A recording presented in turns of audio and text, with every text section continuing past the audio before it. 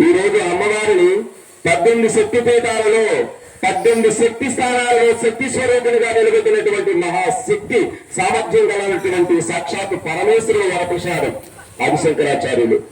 శ్రీచక్ర పీఠాన్ని స్థాపించినటువంటి వ్యక్తి ఆదిశంకరాచార్యులు.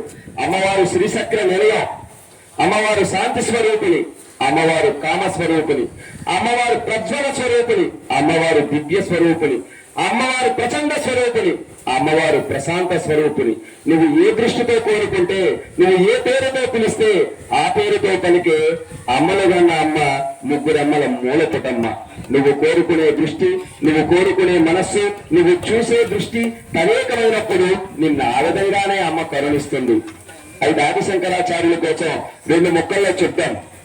32 సంవత్సరాల మహనీయుడు బ్రతికాడు. ఆదిశంకరాచార్యులు గారు 32 సంవత్సరాల బ్రతికారు. ఈ 32 సంవత్సరాల్లో కాశ్మీర్ నుండి కన్యాకుమారి వరకు 7 సార్లు పాదయాత్ర చేశాడు. కాశ్మీర్ నుండి కన్యాకుమారి వరకు 7 సార్లు మొత్తం భారతదేశాన్ని పాదయాత్ర చేశారు. అప్పటికి మన భారతావనిలో 744 మతాలు ఉండేవి. 744 మతాలు ఉండేవి.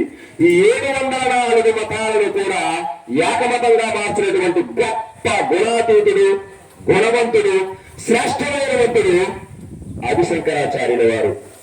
అదే హిందూ సనాతన ధర్మంగా ఏర్పాటు చేశారు.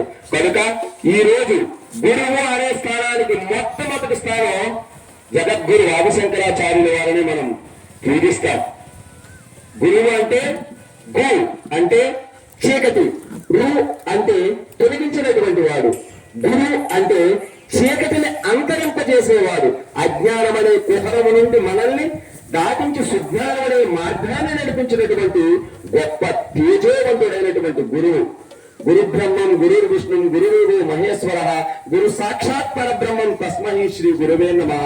గురువు అన్నవాడు పరమేశ్వరుడు కంటే, గురువు అన్నవాడు విష్ణువు కంటే, గురువు అన్నవాడు బ్రహ్మ కంటే గొప్పవాడు.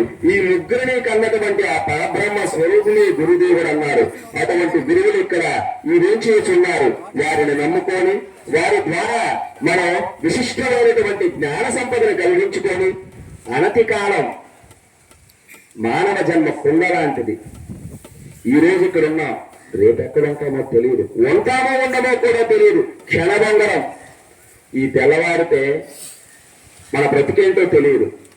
అది మానవ జన్మం యొక్క తత్వం.